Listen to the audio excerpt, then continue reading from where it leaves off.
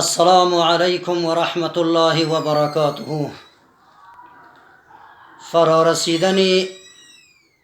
عیدی با سعادت فطر را به کافه مسلمانان دنیا عموما و به برادران تاتاری ما در جمهوری اسلامی تاتارستان خصوصا و بالاخص به برادر بزرگوار جلالت مآب فضایل الحمرا رئیس جمهوری تاتارستان رستم مینیخانوف و همه کابینه صدیق و متینی که به کمال صداقت و راستی به خدمت مردم تاتار ما در جمهوریت تاتارستان مصروف و مشغول خدمت هستند مبارکباد عرضه می کنیم و از پیشگاه الله جل جلاله